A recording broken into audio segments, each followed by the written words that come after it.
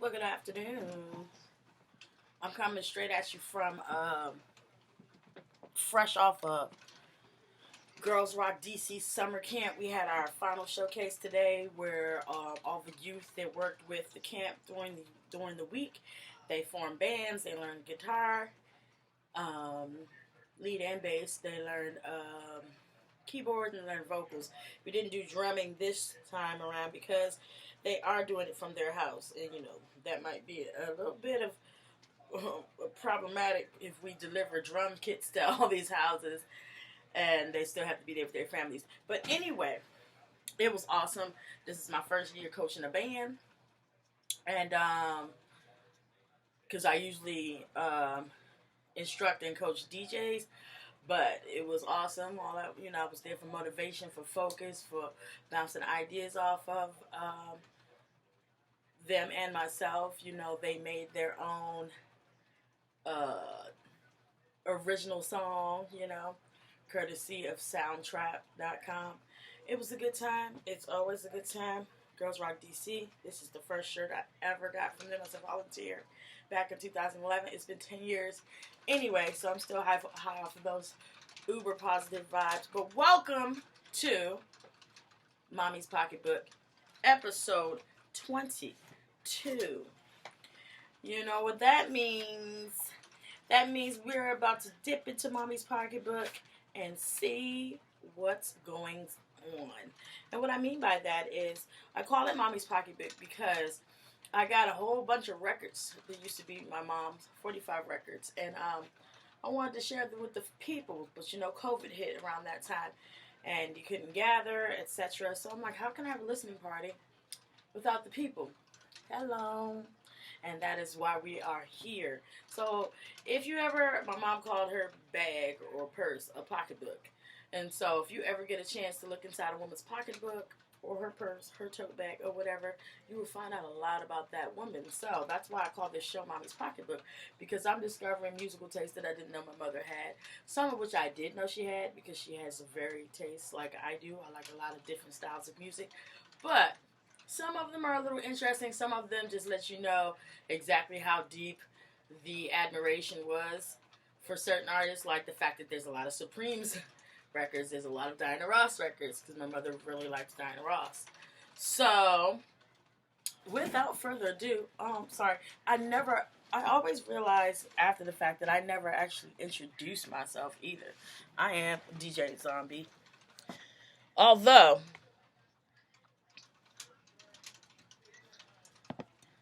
I said although, because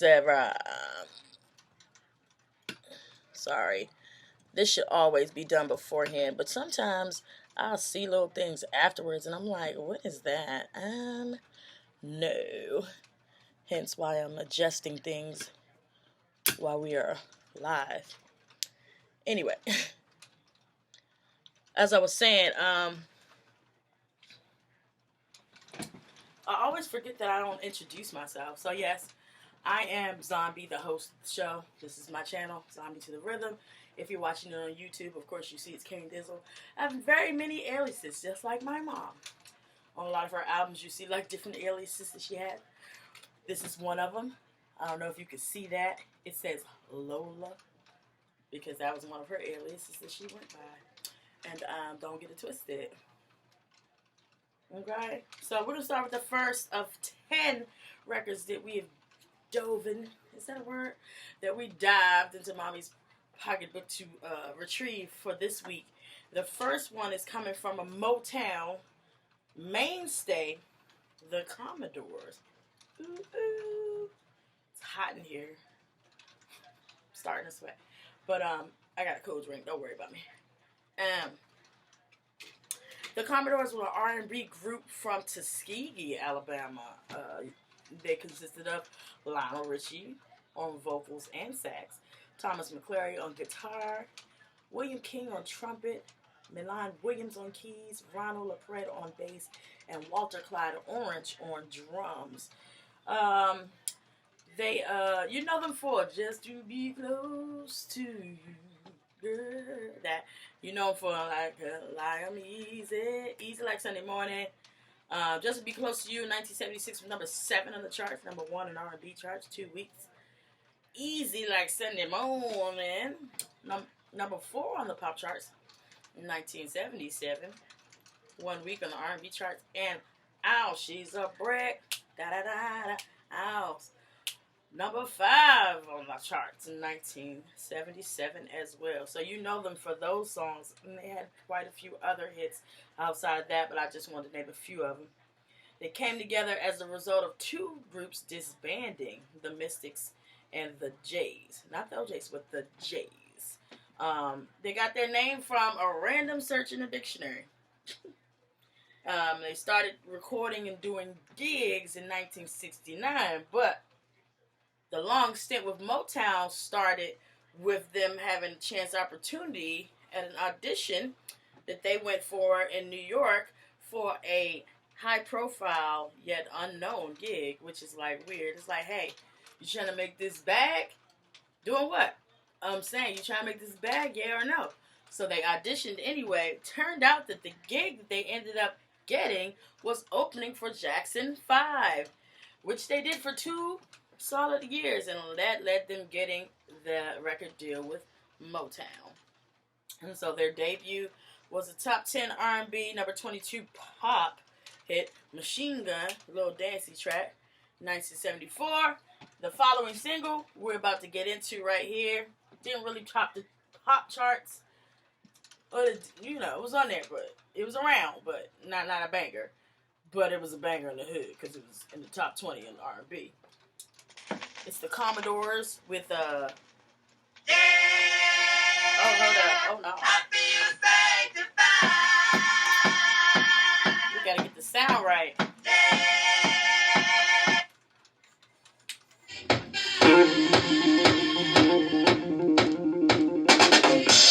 I feel sanctified.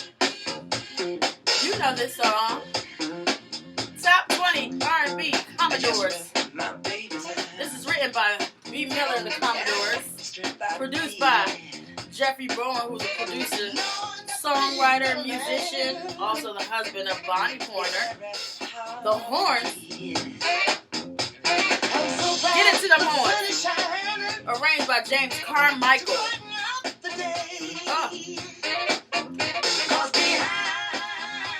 I love a good horn. I love a good horn blast in a song. Let's get into it. I feel sanctified. Commodores.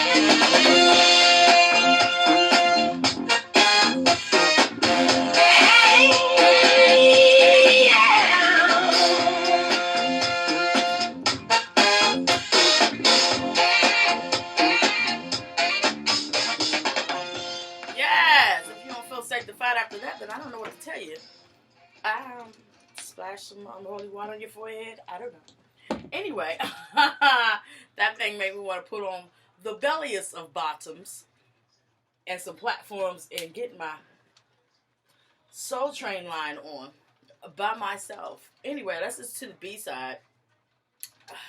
It's called It Is As Good As You Make It. This one was written by Walter Clyde Orange, who I told you was the drummer for the Commodores. A little bit more information about the Commodores. You know, the Lionel Richie was one of the vocalists for the Commodores, And I told you they started digging and stuff around 1969. Got that record deal with Motown, 1972.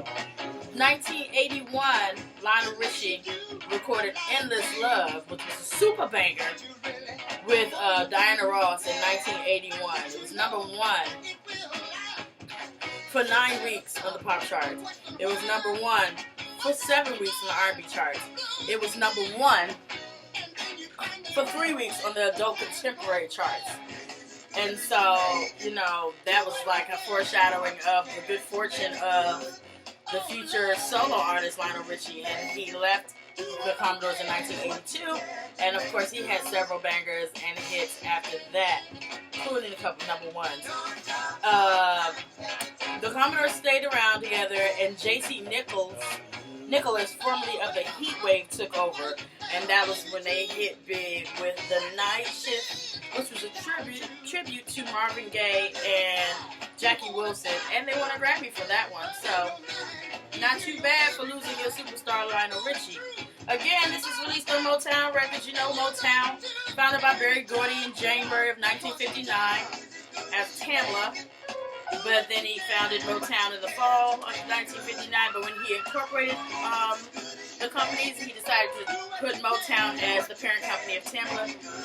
And that's why you might see this listed as released under Tamla Motown. But Motown's the parent. Now you can find Motown's re-releases and things under Universal Music Group.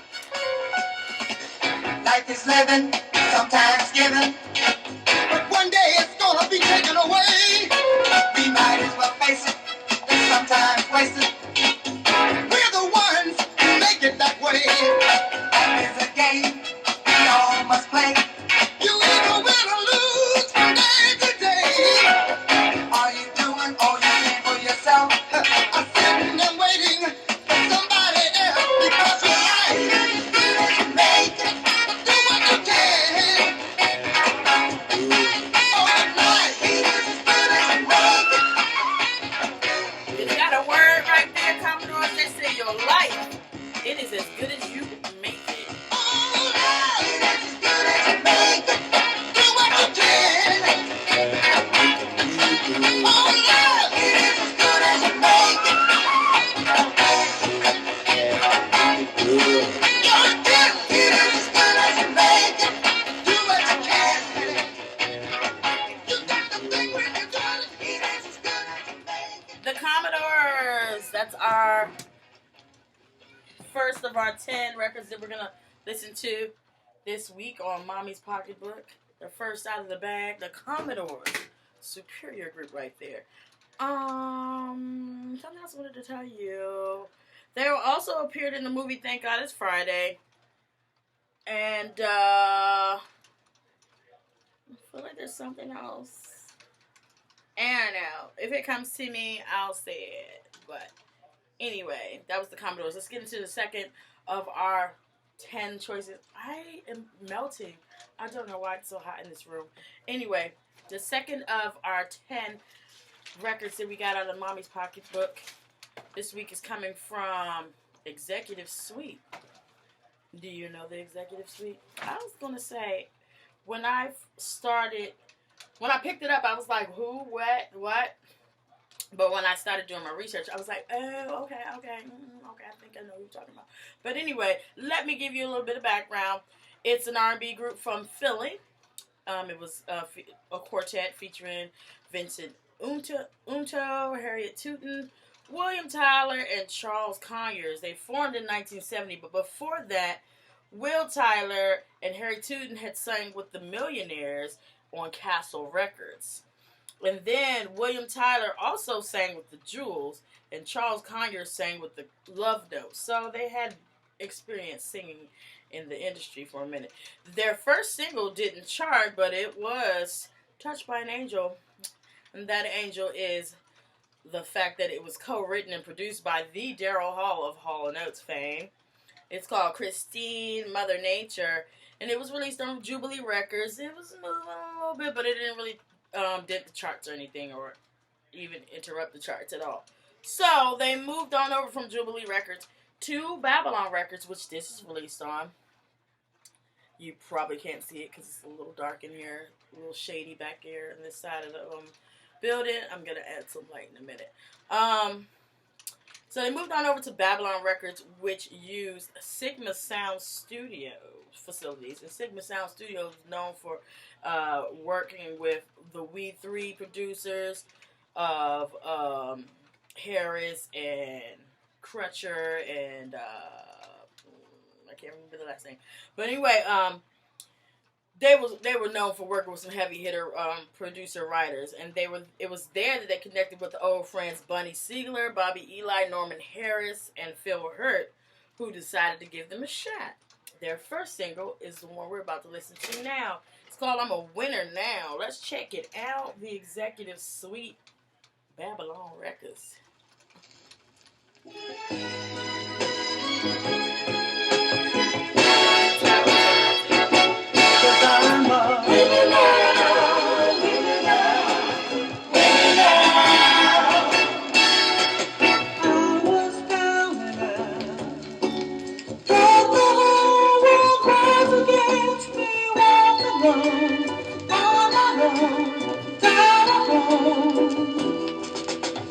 Then you came along, taught me how to live again. You took a chance, gave me love, made me strong.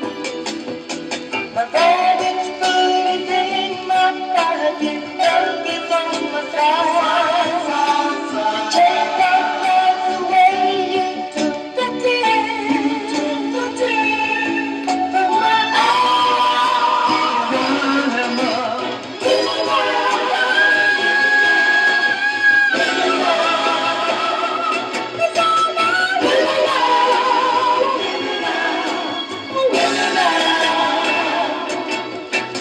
I'm so glad that I Okay, a little more light. found someone who flies the truth to see me through all this time by my side.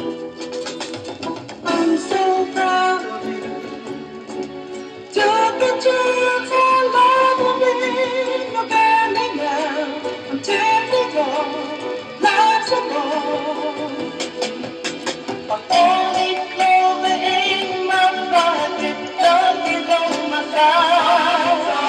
You take my love away, you took the tears from my eyes.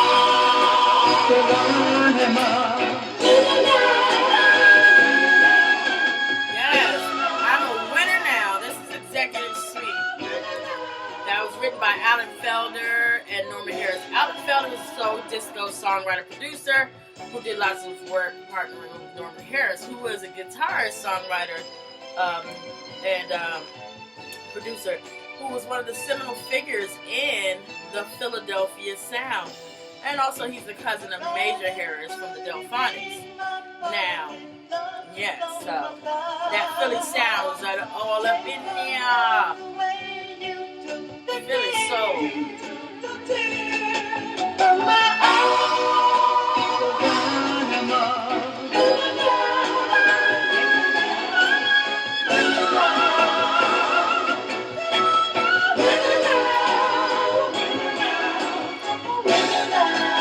I think it's definitely always a win when you have those high notes in there like that. They don't have those high notes anymore. I think they're too afraid to hit those high notes these days, or they just can't. You know, the diet, you know. What's that, GMOs? Growth hormones in the food. They can't hit those notes anymore. Let's listen to the B-side. So they were definitely some winners when they got over there with Sigma Sound Studios. Buddy Siegler and Phil Hurt and Norman Harris and Alan Felder. So let's check out the B-side. It's called You Got It. Now this one is written by Bunny Siegler and Phil Hurt.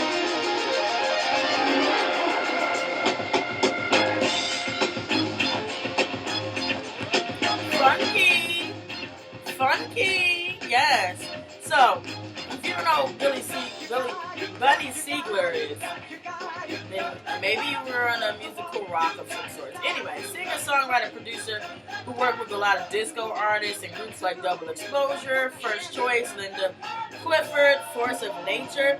But he primarily worked with Instant Funk, which was his group, and they provided most of the instrumentation for a lot of his singles, because Monty Sealer was an artist in his own right. Let the Good Times Roll, Feel So Good, 1958 were number 22 on the pop chart. So he's also an artist, baby. And Phil Horton, of course, from Philly, singer, songwriter, composer, pianist. So, and both of those tracks, this one and the one on the other side, were both arranged by Bobby Martin. Now, I mentioned Bobby Martin before, and they call him the grandfather of R&B because he's been around for so long. He was literally there when soul music started making the transition from soul to R&B, which is kind of like why they call him that. Some people call him the founder of R&B. Anyway, he moved to Philly in 1951, met up with Kenny Gamble in 1955.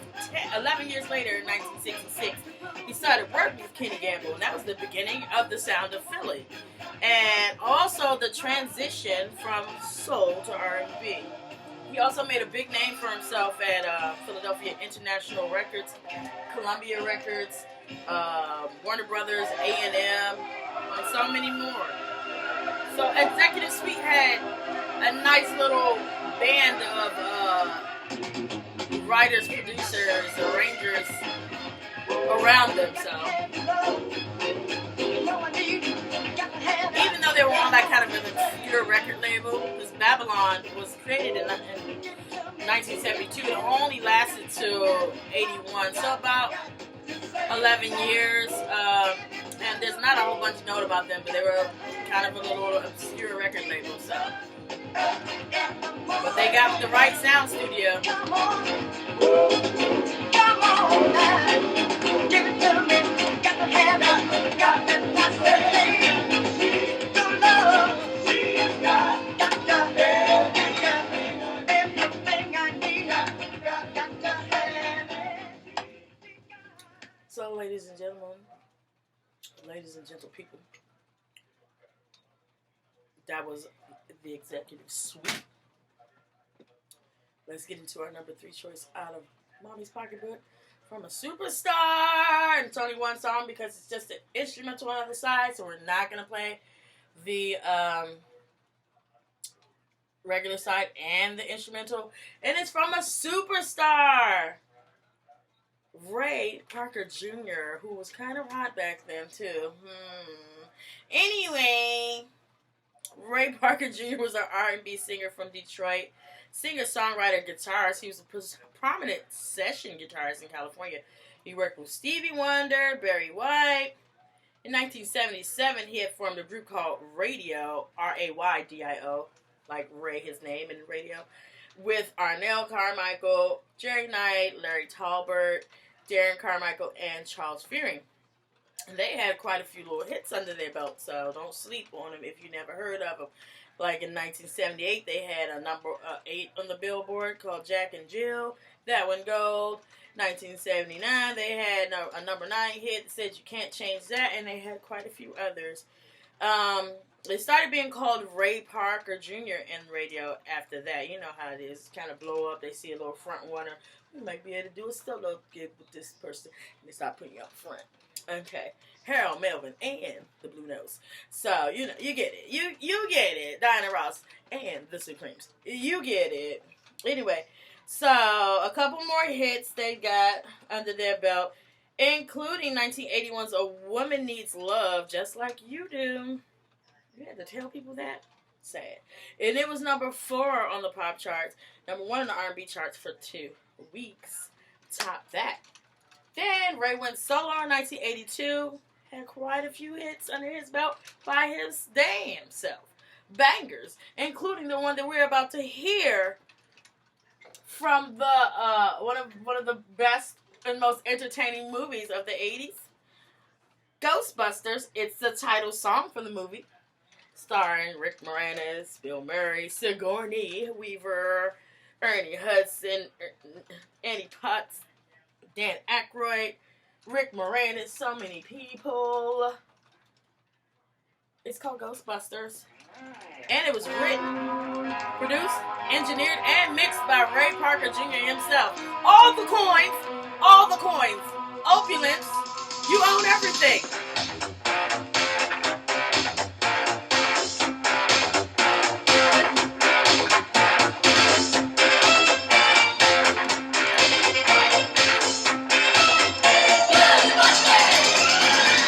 Something strange in a neighborhood. Who you gonna call? Ghostbusters! There's something weird and it don't look good. Who you gonna call? Ghostbusters!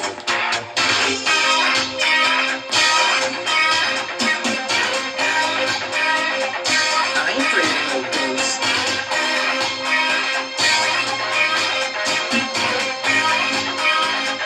I ain't afraid of no ghosts.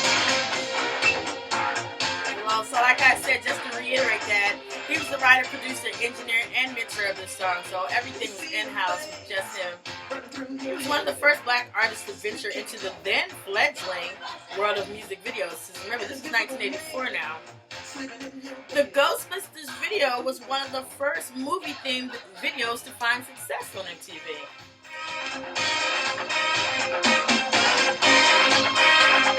I ain't afraid of no ghosts.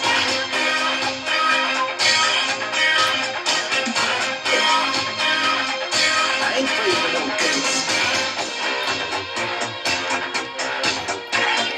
Who you gonna call? Ghostbusters! If you're all alone, pick up your phone and call Ghostbusters! I ain't afraid of no ghosts. I hear lots of girls. I ain't afraid of no ghosts.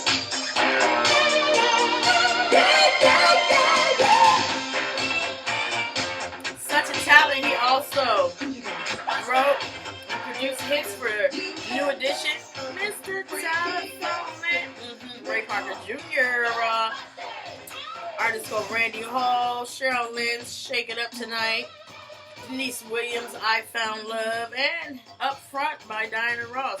So, Baby was working back then, okay, getting all the coin.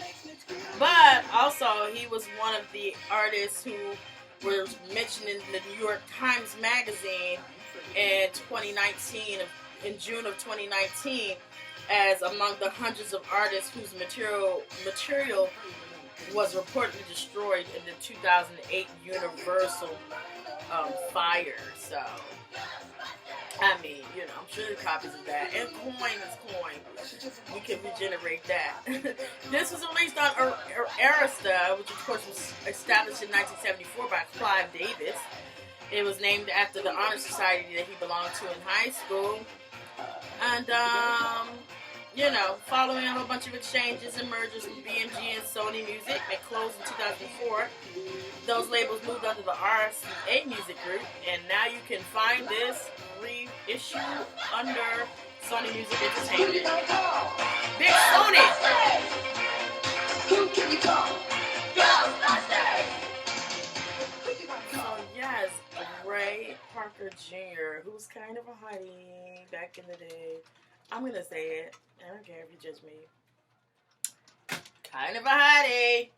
Number 4 is coming from, don't ask me. Sometimes I just crack myself up. The Persuaders. The Persuaders, R&B group formed in New York City. In 1969 was Doug Scott, Willie Holland, James Barnes, and Charles Stockhill. Okay? They were founded from the ashes of other groups, other doo-wop groups, that is, the Internationals and the Majestics, which were doo-wop groups that had broken up or disbanded. And then they formed together to make the Persuaders. The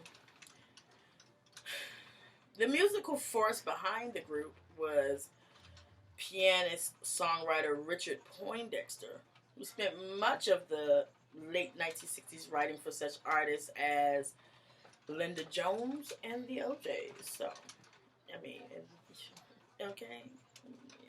Anyway, so they signed with Atlantic in the early 70s, and of course Atco is one of the imprints under Atlantic. And can you see that without the ring light throwing you off?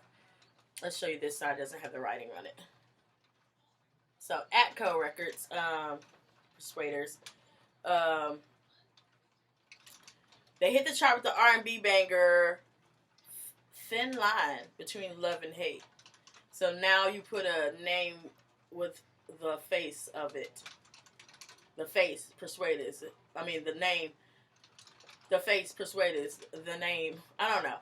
Thin Line. You know that song. It's a thin line between love and hate. That's their only gold single. It spent 2 weeks at number 1, though. And 15.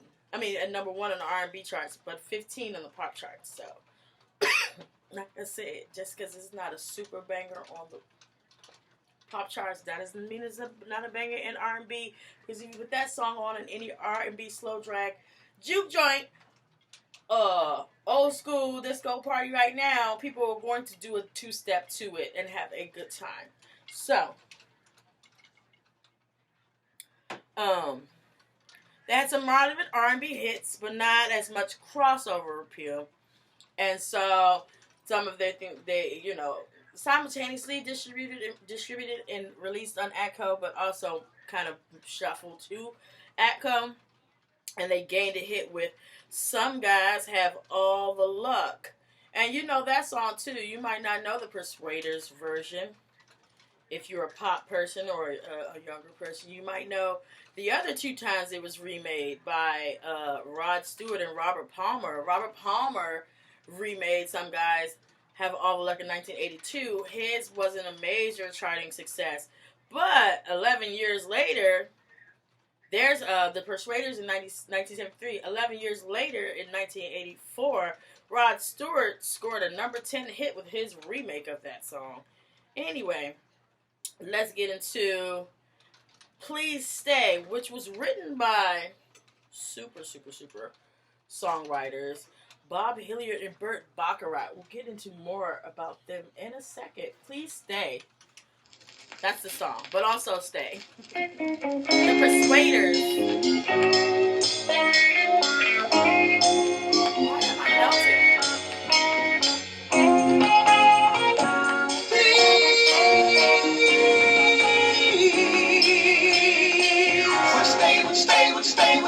Stay, please don't go. Would you stay, would you stay, would you stay, would you stay, would you stay, please don't go. Stay by my side. Stay. Let's love a while. Stay.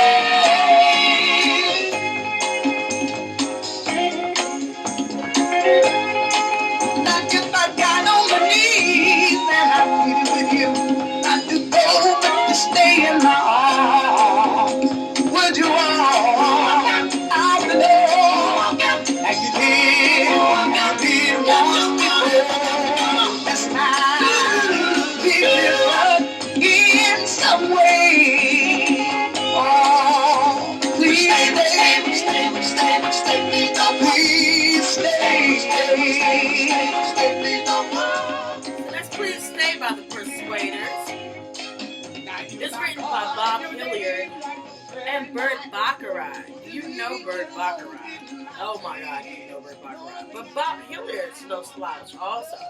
Lyricist who started working at a Tin Pan Alley, then Broadway. He also worked on movies. He's most celebrated as the lyricist for the film score to 1951's Walt Disney's Alice in Wonderland. He was inducted to the Songwriters Hall of Fame posthumously, of course, in 1983. Then you definitely know Burt Bacharach, who's also one of the writers of this particular song.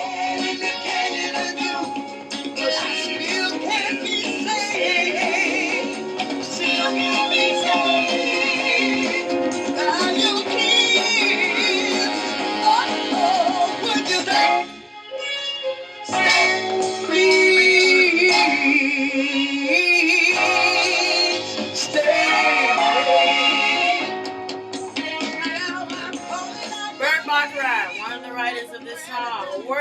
pianist and composer, best known for composing and often performing his own pop hits from 1962 to 1970, mainly with lyrics from his partner and collaborator, Hal David. So, Bert's the music, Hal's the lyricist. But know him, Burt Bacharach, because walk on by, Burt Bacharach. What the world needs now is love, Burt Bacharach. Raindrops keep falling on my head, Burt Bacharach. What's new, pussycat? Burt Bacharach. A House is Not a Home by Luther, Burt Bacharach. On my own, Patty. Why did it end this way? Burt Bacharach.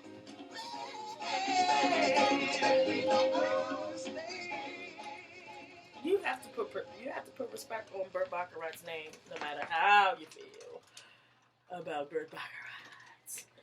And I just like saying Burt Bacharach because it just sounds, I don't know, I just like it. Anyway, let's listen to the B-side of Persuaders. And this one was written by the Poindexters. I mentioned one of the integral forces behind the group was the pianist and songwriter Richard Poindexter. But on this song, the writers are not only Richard Poindexter, but his brother Bobby and his wife, who are also soul singers and songwriters. Along with Nelson Daniels, Robert Hallerman, and Alton Watkins. They were all writers of this next song. It's called Bad, Bold, and Beautiful Girl. Sounds like an awesome title. Bad, Bold, and Beautiful Girl by the Persuaders. Crackle.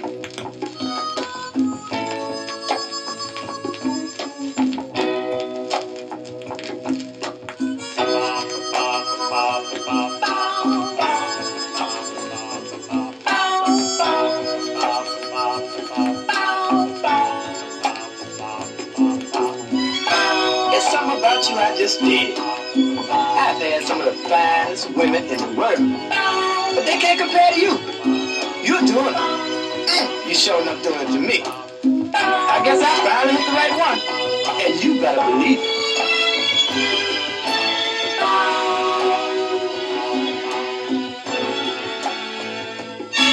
You're a bad, bold, and beautiful girl. That's what you are. You're a wild, warm, and wonderful thing. Indeed you are. You are. All your parts and pieces are in the same places as any other girl. It's true. Right to the finest girls in the world just to get to you. Cause you got me wrapped up so tight before I switch out round my why? You know why? If you a bad, old and beautiful girl, that's what you are. You're a wild, wonderful thing. That Bold and Beautiful Girl by the Persuaders. Released on the Atco label, which started as a sub-label of Atlantic Records in the early 1990s. It was folded into the startup of East West Records America under Sylvia Rome. However, a few years later, Sylvia Rome was named the head of Elektra in 1995.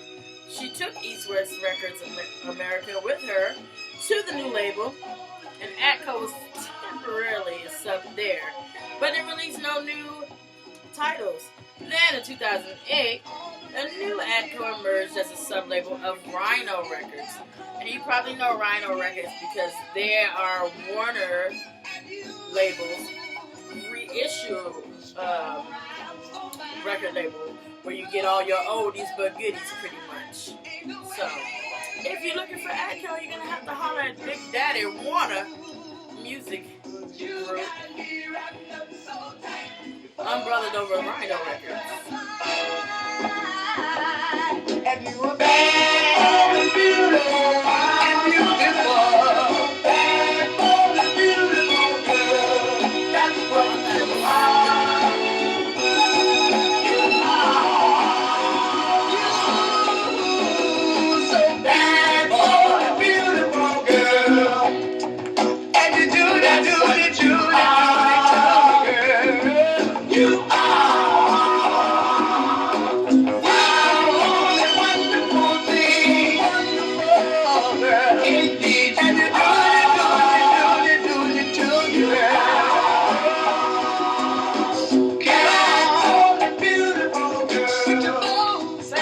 Yes, the Persuaders.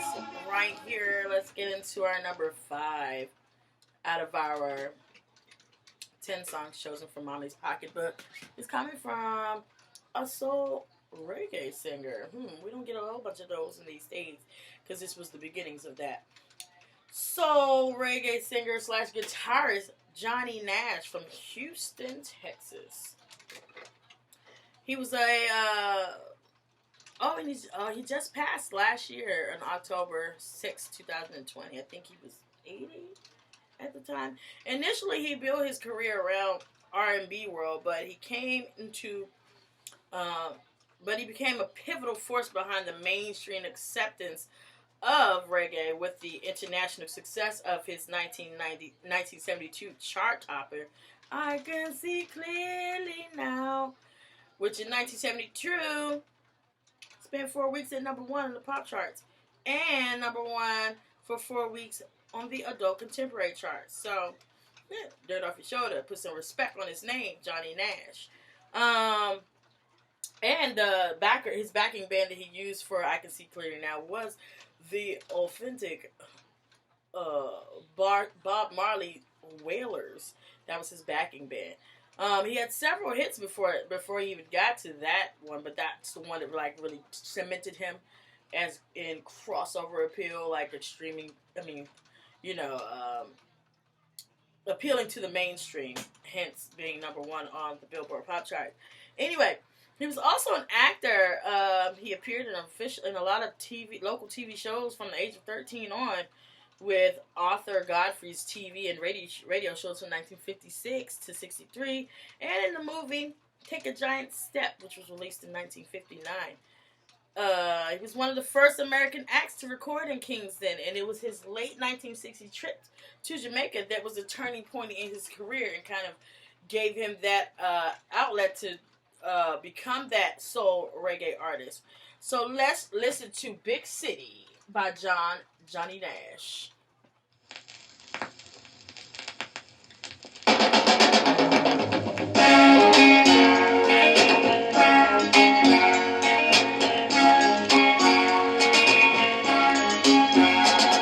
Well, I was born a poor boy. I got a chance to come to the city, but I was shy, yeah, for sure, boy. And the girls were looking so pretty. Oh, and then one day, I just looked around, and my whole world had turned upside down. Things got rough, times got rough. My money got loose, yeah. I started drinking like loose. Now let me tell you that this great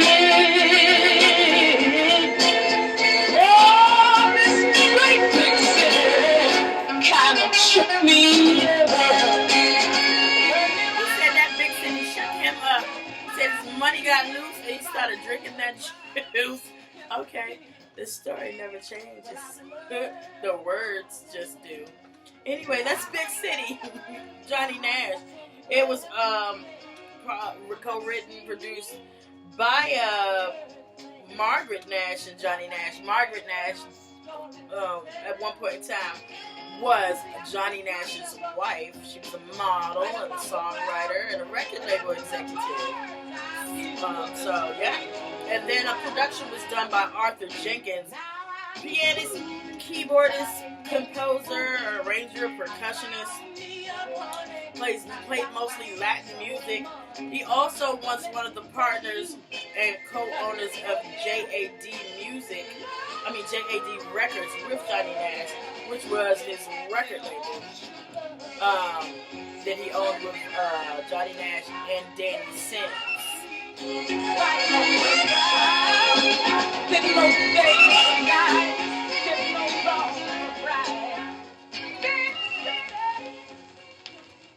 Yeah, that big city will chew you up and spit you out. Whatever big city you go to. If you're not from a big city, the big city will spit you up and chew you out. That's what that song was all about. Johnny Nash. Listen to the other side. It's called Somewhere. And this one was written and produced by Leonard Bernstein and Stephen Sondheim. So...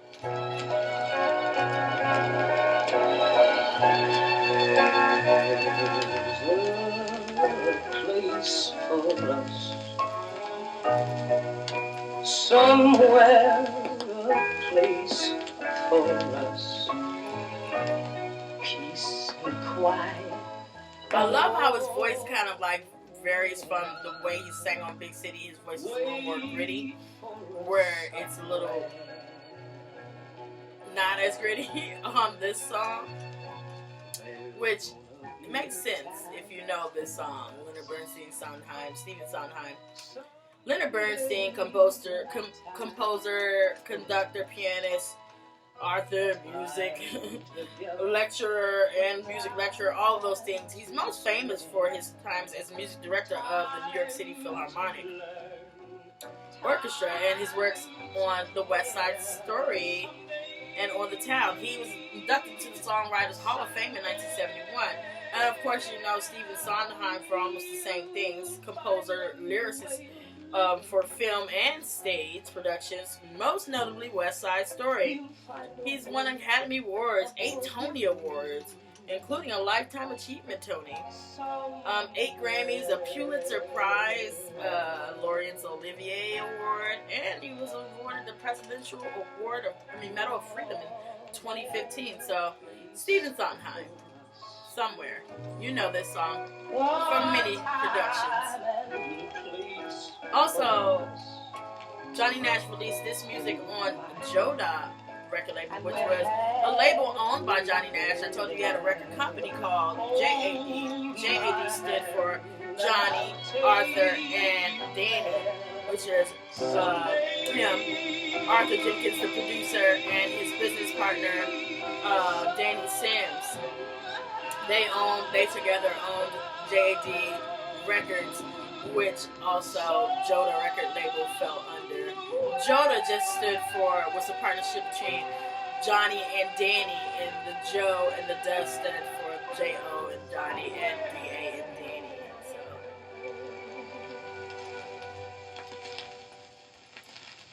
So, ladies and gentlemen, Johnny Nash. That was our 5 out of our 10 albums that we got out of Mommy's Pocketbook for this week. We're zooming along. It is only 48 minutes into this, and we are going with some superstars right here on the Stax label. A Stax label, and it's called, they are called the Staple Singers. You know, soul group, gospel, R&B, and soul group. The Dad, it featured The Dad, Roebuck, Pops Staples, and his children, Cleotha, Yvonne, and Mavis. And while signed to Warner Brothers in 1976 to 1978, they went by the name of the Staples. So sometimes you see Staples singers, sometimes you'll see the Staples. There was a time when they just went by the Staples. And now you know it was between 76 and 78 when they were on Warner Brothers. Keep in mind, I just told you, this is on Stax, so this wasn't that time. Hence, the reason why it says the Staple Singers. Boom. So anyway, don't ask. They were inducted into the Rock and Roll Hall of Fame. I don't know why I get so tongue twisted. In 1999, Mavis, who is currently still out here in these streets kicking it with all sorts of musicians and doing all sorts of hooks and songs and releasing albums. She's had 18 solo albums thus far. Was inducted into the Blues Hall of Fame in 2017, And since then, she's done so many collabs. We'll talk about that in a second. This song is called "Touch a Hand and Make a Friend." The Staple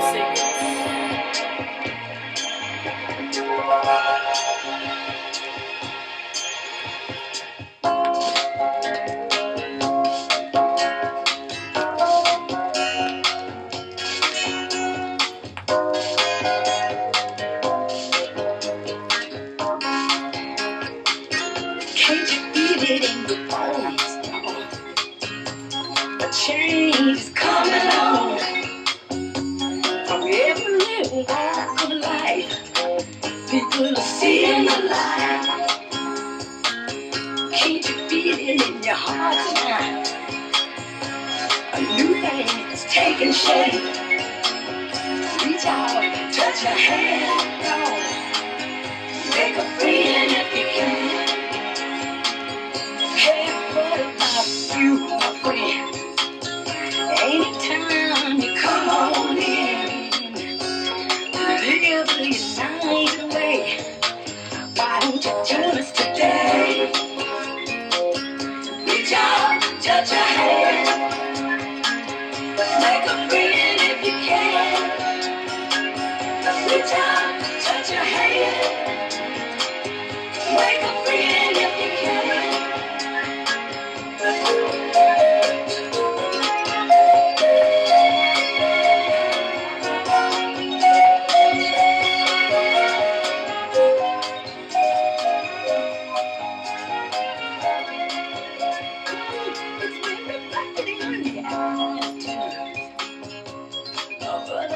Just like you, reach out, touch your hand, y'all.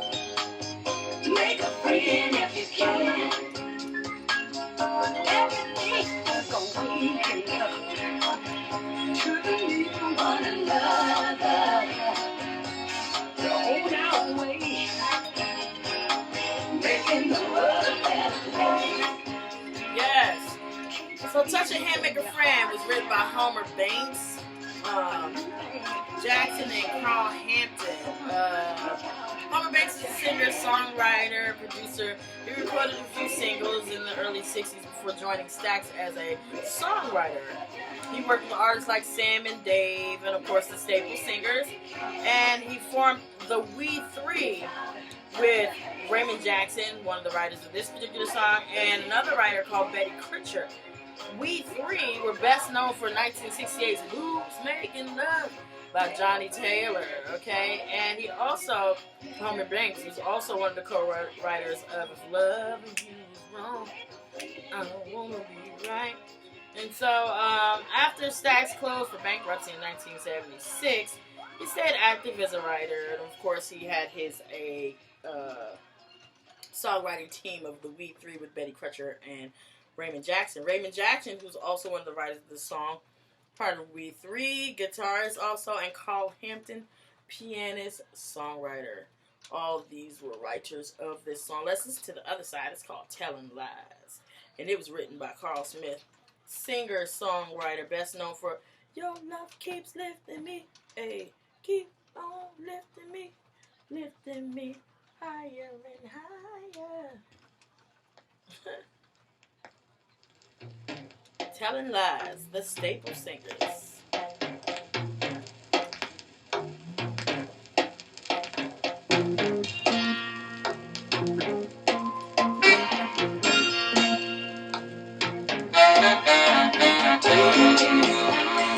Only get you by for a little while. Only get you by for a little while. Some folks be lying, better the conditions. Some be lying, we in positions. But the only thing alive will do is haunt you with the truth and make you tell somebody. Telling lies, you only get you by for a little while. Telling lies, you only get you by for a little while. I might have mentioned to you that Mavis Mavis Staples is still out in these streets singing, and she's got collabs with so many different types of individuals that are out here making bangers right now. She's done collabs with Bob Dylan. She did collabs with Prince, Arcade Fire, Let's Bringing It Current, Hosier, and my fave, her collabs with the Gorillas. The Gorillas and Mavis, the best. Anyway, so this was released on Stax. Stax is a record label founded in 1957 by Jim Stewart and his sister Estelle Axton. Back then, in that day, it was called Satellite, and they changed it to Stax in 1961. Stax is the beginning letters of both of the siblings' last name, Stewart and Axton, S-T and A-X. That's how they came up with Stax. It's one of the most popular labels, music labels, second only to Motown because of the influence and the sales. But other than that, you know Stax musicians when you hear them. Hello, it's Isaac Hayes, it's LeVar Hayes, Otis Redding, there's Rufus. Those Stax had a sound too, but nobody was like, oh, that's that Stax sound.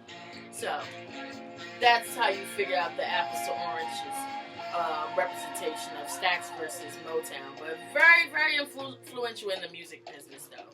And that's who released this single for the Staples Singers.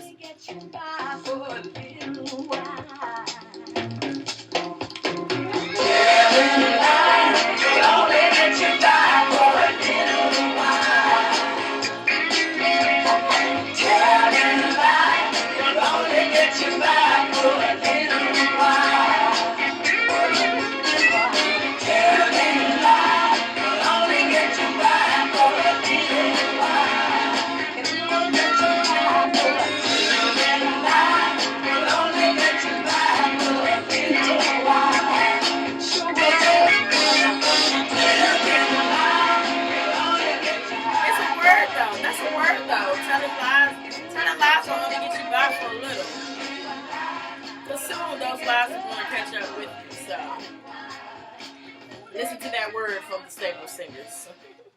And let's get into our number 7 of our 10 records that we got out of Mommy's Pocketbook. This one is coming from another visitor who's been on our charts before a long time ago, though. Probably in like episode 2 or 3. But it's no less a prominent member of our musical community. It is Bobby Byrd, an R&B singer, soul singer, songwriter, band leader, talent scout, producer, and musician. You might know him best as James Brown's right man. He was a longtime collaborator and one of the founding members of the Famous Flames. Remember, it was John Brown. James Brown, the Famous Flames at one point in time.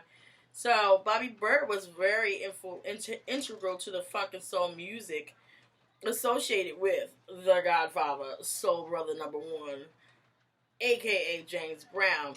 They met while playing on opposing baseball teams when they were young, and James was in reform school, juvenile detention. Byrd's family was who sponsored James to get on early release from the reform school in 1952. And then he recruited James to come to his gospel group called the Avons. But James left the Avons so he could do secular music and started the JBs. Of course, Byrd came with him to the JBs too, because remember I said he was also one of the founding members of the Flames, which ended up becoming the JBs, yada yada. And he was one of those counterpoint voices on a lot of the songs with James Brown. You hear him talking about, bye, like that. You hear him on Get On Up, Sex Machine, 1970, which is a number 15 hit. You hear him on Talking Loud and Saying Nothing, from 1972, was a number 27 pop hit, #1 in R&B for a week. And then Get Up, Get Into It, Get Involved, 1971, which was a number 34 hit on the charts for him. So, for James Brown, that is. But Bobby Byrd was on that. This is Bobby Byrd's own release. I'm sorry, I'm so sweaty and annoying. This is Bobby Byrd's release right here. It's called Saying It and Doing It are two different things. And ain't that the truth? It's Bobby Bird. Hey! People say doing it's two different things. It's just much difference in it. It's night and day. Saying doing it's two different things. It's just much difference in it. It's night and day. You got to live it like you see it. Live it like it is. This ain't no better way the world. What it is, what it is. Talking about what's happening. See things good. We're doing something about it. See either the other way. You got to leave the way of doing things. And you think you're out of sight. Check out on your rap. You see that same thing. Saying it, doing it. It's two different things. It's just a way different. Seeing it at night and day. Saying it, doing it. It's two different things. It's just a way different. Seeing it at night and day. Find what you want. And you never do it hard. You take it to the creek and watch the death to the bar. You gotta do more. It's as much as you can. You know what happened? People stand up and be a man. Stand up and be a man. Stand up and be a man. Got to stand on them. Stand on them. Take it by the hand. Take it by the hand. Stand on them. Stand on them. Take it by the hand. Take it by the hand. Hey! Come on. Come on. Say it. Do it. It's two different things. It's just as different. Say it. It's night and day.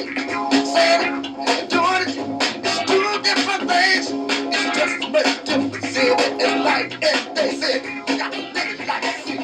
And this is saying it and doing it are two different things. Very accurate statement. Written by James Brown. And of course this was released on James Brownstone record label.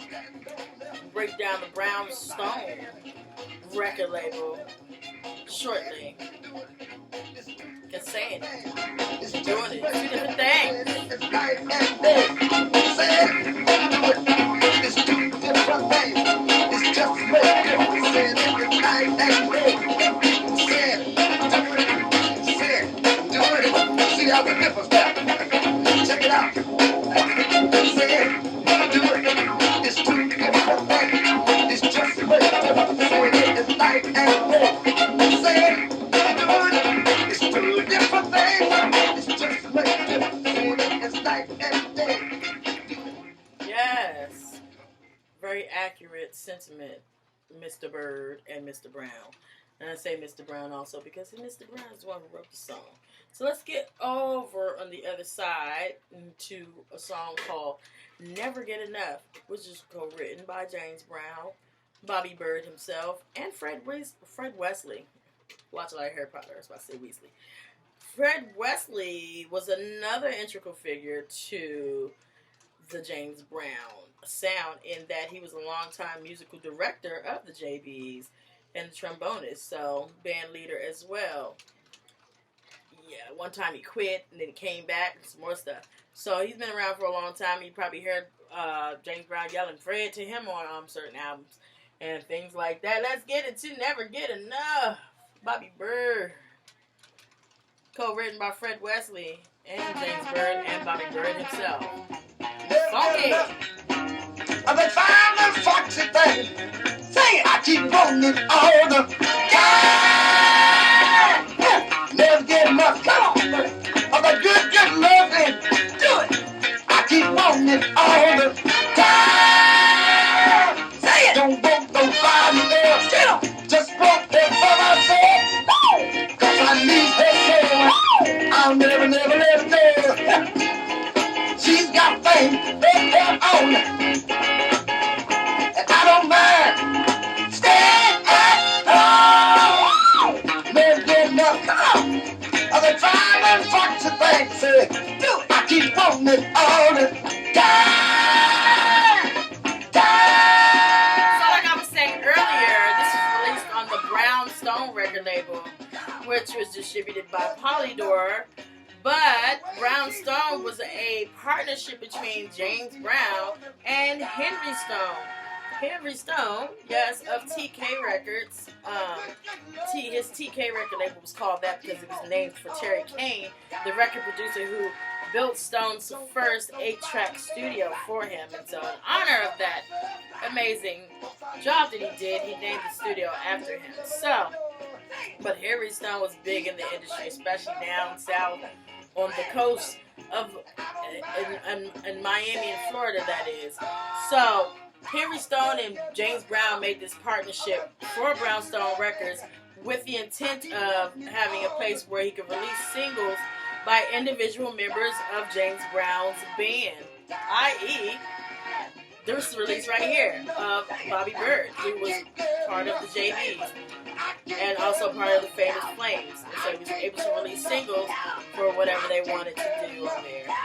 It was revived actually in the late 1990s by Henry Stone for a small batch of James Brown and related releases. But other than that, pretty obscure. I can't get enough. Say it. I can't get enough. Say it. Dip, dip, dip, dip, dip, dip. I can't get enough. Say it, mother. I can't get enough. Go. I can't get enough. Go, mother. I can't get enough. Get it done. I can't get enough. Do it. I can't get enough. Dip, dip, dip, dip, dip. Hey, I can't get enough. I can't get enough. With that good, good, good, good, good, good, good, good, good, good. I can't get enough. Say, mother. I can't get enough. Get it done. I can't get enough. Never get enough. James Bird. Can't get enough of that funky stuff right there. A whole lot of people talk about not getting enough back then. I don't know what that's about. Insatiable appetites, I suppose. Let's keep it simple. Keep it kosher. Next, we have our number 8. So that means we have 3 more left of our 10 that we got out of Mommy's Pocketbook for this week. This one is coming from one who's been on here. It's been a while. They probably were on like the earlier episodes, like maybe 4 or 5th episode of Mommy's Pocketbook. It's Jimmy Castor, the Jimmy Castor Bunch. Yeah. Jimmy Castor Bunch was a soul, funk, and disco, a little bit of Latin touch in there, led by Jimmy Castor, but it also featured Jerry Thomas. Jerry Thomas simultaneously was a member of the Fatback Band, but he left in the 1980s to exclusively devote his time to Fatback, of course, and Fatback was a funk disco band from the 1970s and 80s. Okay, so a lot of their stage shows and recorded music were responsible for launching a lot of movements. Like Are You Ready? Do the Bus Stop, the Double Dutch. It helped spark the movement of line dancing. At least that's what it said. We're going to listen to Everything Is Beautiful to Me by Elwood Henderson and arranged by Jerry Thomas, who's super dope funk disco producer. It's the Jimmy Castor Bunch with Everything Is Beautiful to Me. Elwood Henderson is a soul funk drummer and songwriter. So yes. Everything is beautiful to me. Oh, everything is beautiful to me. When I wake up to the morning sun, all I want to do is see the one that makes me feel just like a natural man.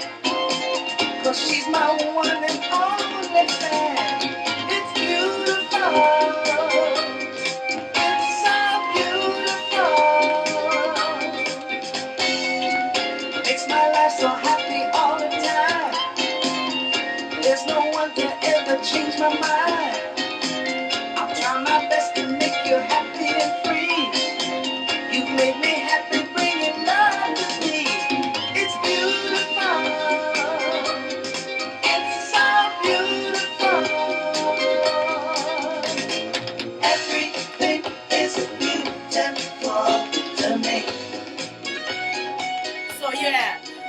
Jerry Thomas also did their arranging, and he's good for funk disco, keyboardist, and producing and composing. But also Jimmy Castor was part of the did some of the arranging on here himself.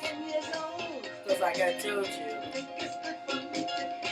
Jimmy Castor is also a soul funk disco producer as well. He's not just a voice.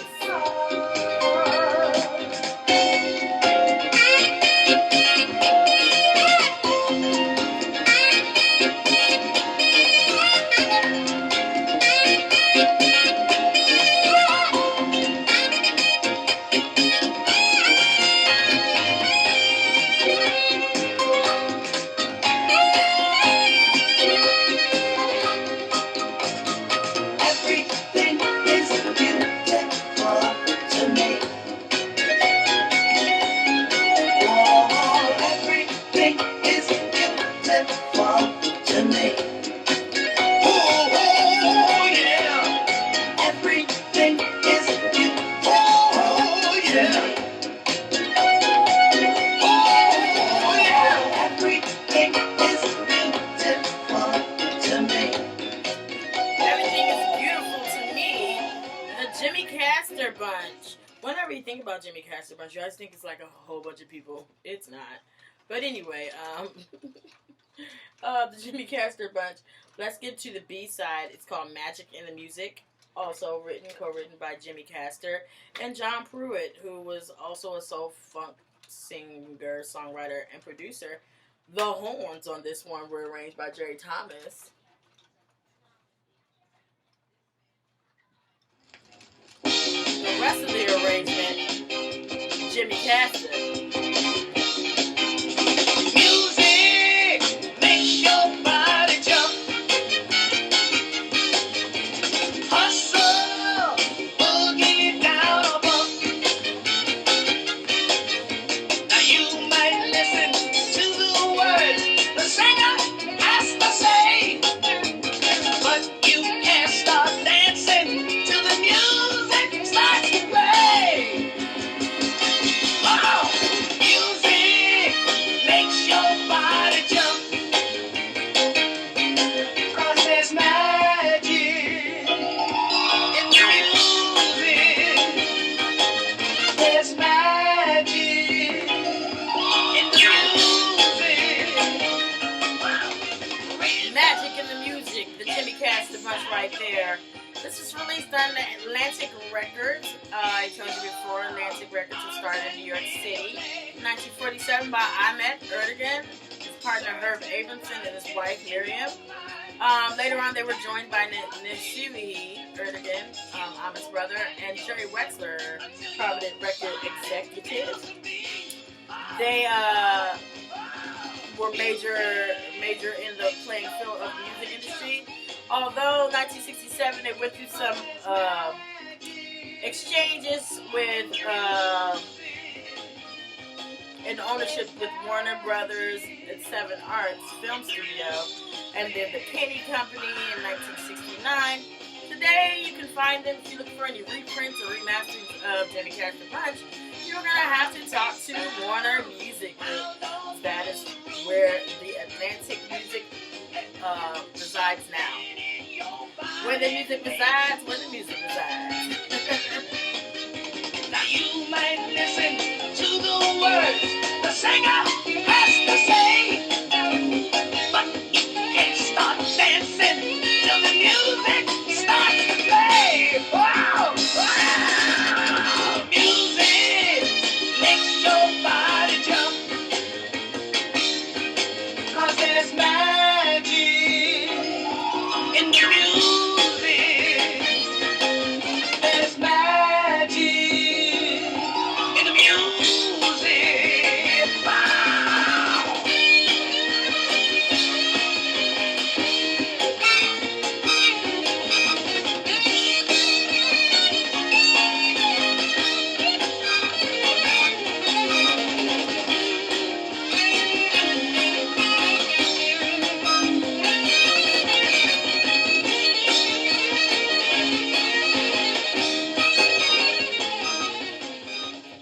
That's Jimmy Cass and Bunch. That's pretty funky. It makes me think of like a scene from a TV show, like a dance scene from a TV show from the 70s. I don't know. That's just what popped in my head. Let's get into our number 9. We only have 2 left. Our number 9 of our 10 that we got out of Mommy's Pocketbook is coming from Howard Johnson. We're going to play the B-side first. Howard Johnson is an R&B singer who started out performing in local bars and clubs, like a lot of us do. Guitarist and producer Sandy Toronto, who's associated with the Commodores and Phyllis Hyman, checked him out and chose him for a new vocal group called Night Flight, of which he was a founding member of that. They were on the Areola label at that time. That project of having him in that group was only lasted for about 2 albums, but they created enough buzz for A&M to sign Howard Johnson as a solo artist. So, you know how it is. We just talked about that. How you get like a certain like music outfit, and then you start seeing how one person moves, and they start becoming the forefront. And then if that doesn't work out, you just totally take them and go, "Hey, I still want you to do work for me." So he had the likes of, after he was signed to A&M, which is who this was released on.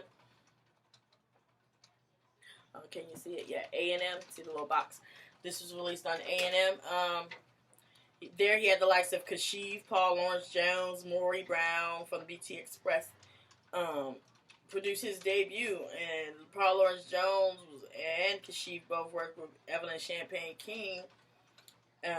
Paul Lawrence Jones also worked with George Benson. They all worked with these people. Melba Moore. So he had like top-notch people behind him producing his debut. I'm listening to the B-side first, because I know that the A-side is going to be fire. So this one is called This Is Heaven. It's Howard Johnson. This was written by Maury Brown.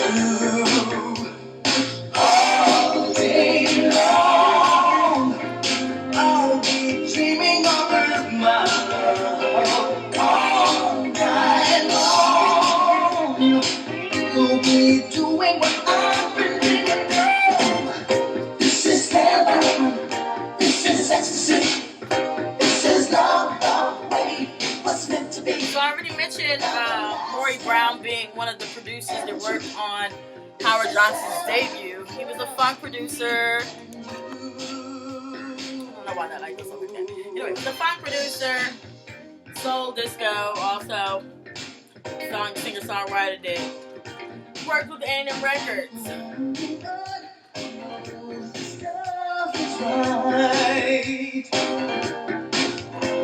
Please, as my baby escapes tonight.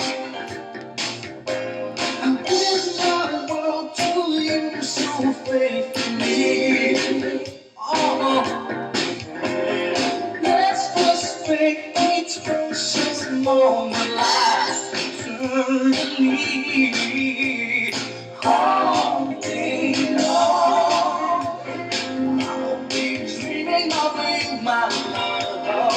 All night long, we'll be doing what I've been thinking of. This is heaven, this is ecstasy. Oh, this is love, the way it was meant to be. Everlasting, ooh, ever true. This is heaven. This is heaven. This is ecstasy. This is love. The way it was meant to be. Everlasting. Ever true. This is heaven there for me and you.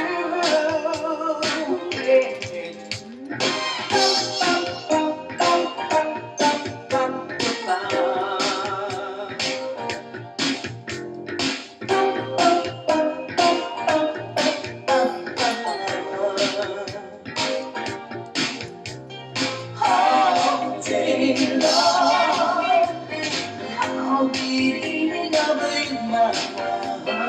All night long, we'll be doing the This is heaven. Yes, this is heaven. This is Howard Johnson, okay? He had some exclusive writing folk behind him, so fantastic. We're going to listen to the A-side now. It's called So Fine. It was written by Kashif. Let me tell you something. Kashif is the man. We'll get into that in a second. Also, so fine. if this song comes on in your dance party, it's still a banger. To this day. So fine. You can fight me on this. So fine. I'm going to win, though.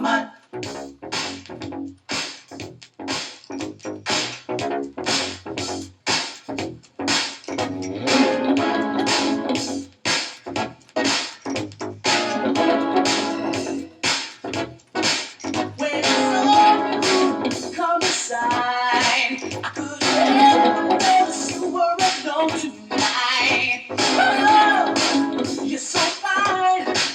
Can you dance with me? Can you spend some time? Reach out. Your heart is not across the field. Maybe I can have you to myself. So fine, so fine, blow my So Fine, You Blow My Mind. Written by Kashif. Kashif, multi-instrumentalist. Producer, singer, songwriter, because Kashif had his own bangers. Composer, so many things. He was once a part of BT Express, you know them for Do It Do You Satisfy, whatever it is. And he also co-wrote You Give Good Love to Me for Whitney. Hello. That was number 3 on the pop charts in 1985. Number 1 in the R&B charts. So, put some respect on Kashif's name. He also wrote Melissa Morgan and his song Love Changes, which is a super banger. No, skipping. Super banger, and if that comes on, it still comes on the radio sometimes. Love Changes. So, again, put some respect on Kashif's name, the writer of this song, So Fine, for Howard Johnson. So fine, so fine, blow my mind. So fine, so fine, blow my head back. Leg to the side. Hey girls, tell me that you're fine. Hold your head back, back, back, back. Lean to the side. Hey fellas, yeah. She fine. She fine. Reach out.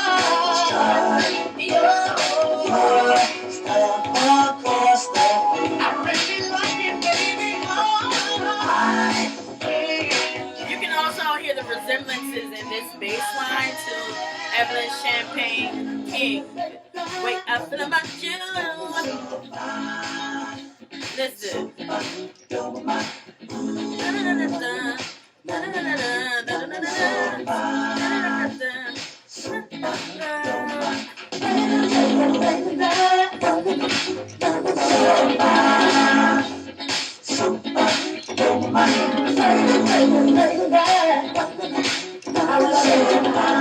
The song makes me want to pop lock.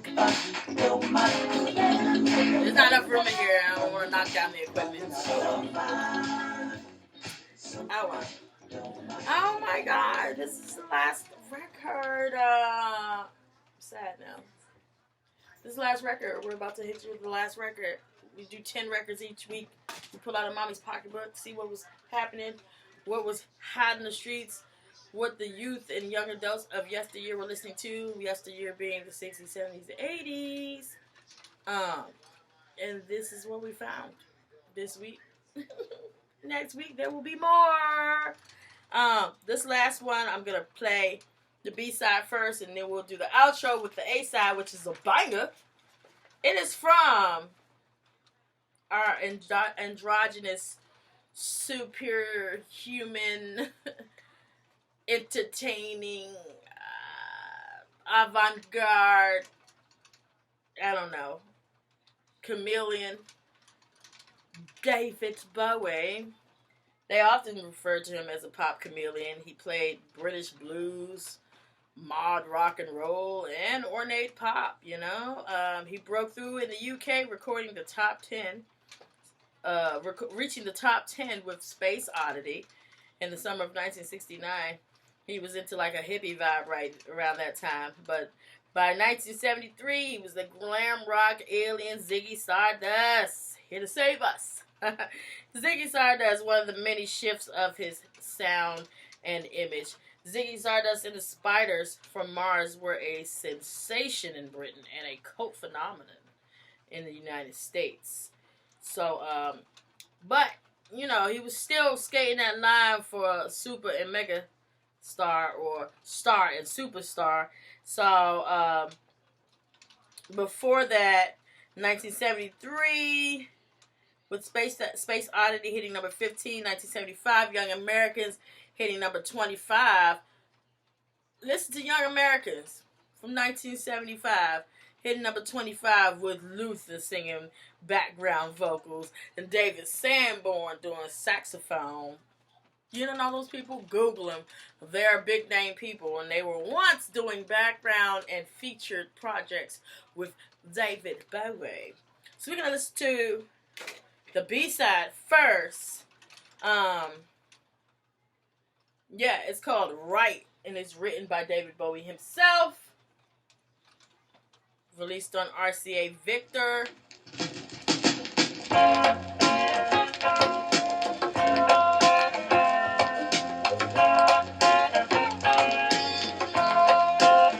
this is still when he was in his kind of hippie vibe yet. Kind of hippie. He was about to be Ziggy Stardust, but not quite yet.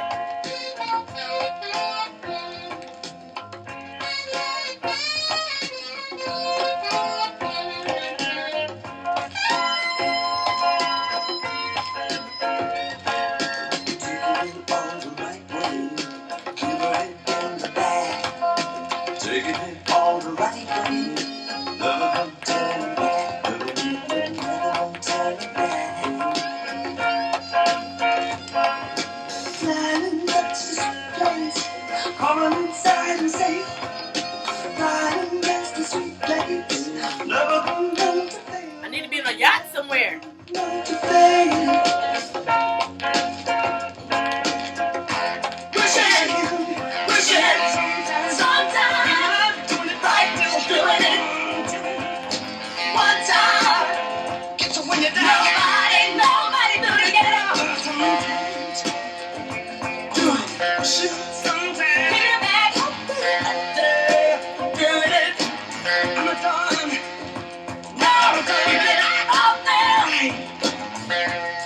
Give it.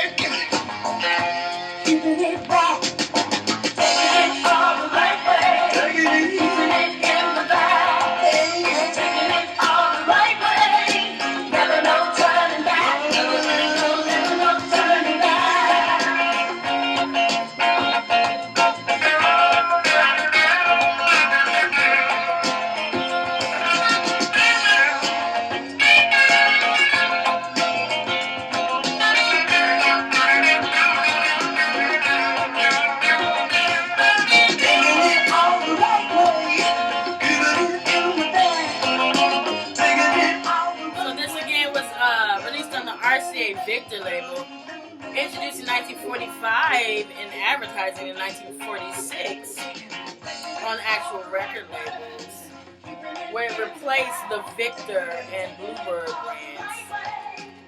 Until then, the records on RCA Victor, the division of the Radio Corporation of America, only used the Victor brand, which was acquired in the Victor Talking Machine takeover in 1929. Just remember that whole RC things from 1901 to 1929 with RCA Victor, and then after that, they just became RCA.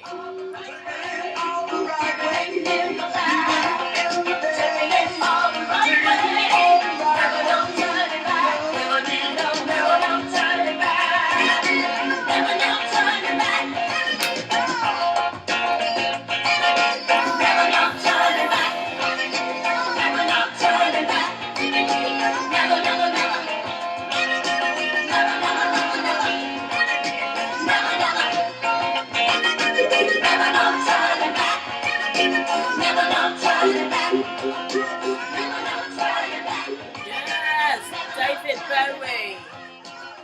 It's the Ziggy Stardust here to save us. Yes. Now we're gonna listen to the A side. Listen to the B side first because I want us to go out on the top. So we're gonna listen to the last song. The last song of the episode is gonna be the A side of that from David Bowie. They say that he didn't really become a superstar until Let's Dance in 1983, which was a stylish dance and rock album because of, not because of, but it was recorded with Nile Rodgers. And Nile Rodgers, anything Nile Rodgers touch turns to gold. He's the Midas touch of musicians, literally. And it was designed with MTV in mind. So, but this came slightly before that. And it's just as much as a banger. It's called Fame from 1975. It's been 2 weeks at the #1 spot on Billboard. Written by Carlos Guitarlos Alomar, David Bowie, and the John Lennon. Hey, let's get into the funky stuff right now.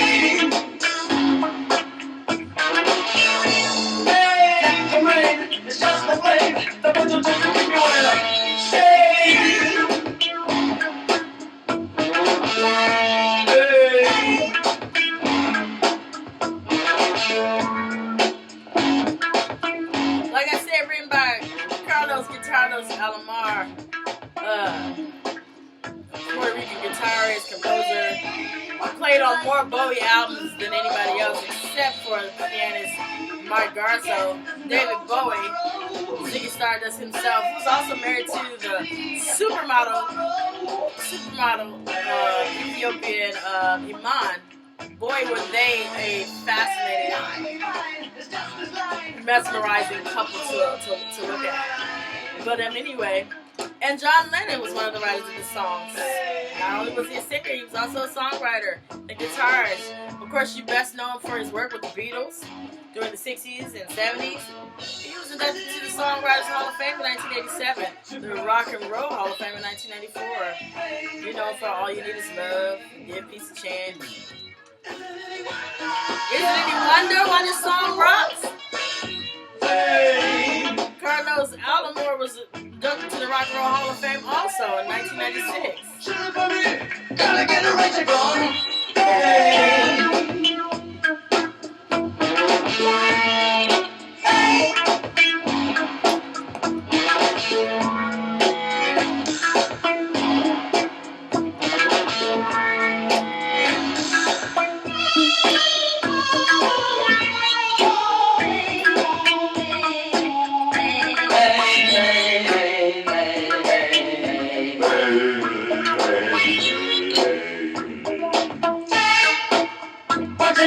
Yes!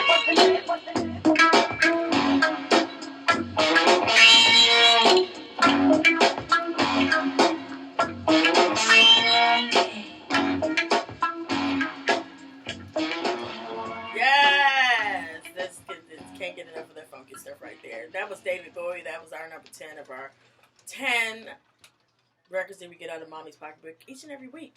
Gives us a look into what Mommy was like. What were her peers like? What were her friends like? What was the family like? What was hot in the streets back in those days? What moved the people? And now we know. Fame and so fine, blow my mind. And Persuaded. Sanctified. Hey. Hey. Anyway, all of that stuff. So I'm glad you tuned in with me this week. Sorry I'm like super stuttery. It's probably because I'm distracted because it's so hot in this room and I don't know why because the air conditioner's on in the... Anyway. Thank you for tuning in to Mommy's Pocketbook, episode 22. Stay tuned in the atmosphere because we will come back and be here again for episode 23 next Saturday. I'm Zombie and I will holler at you later.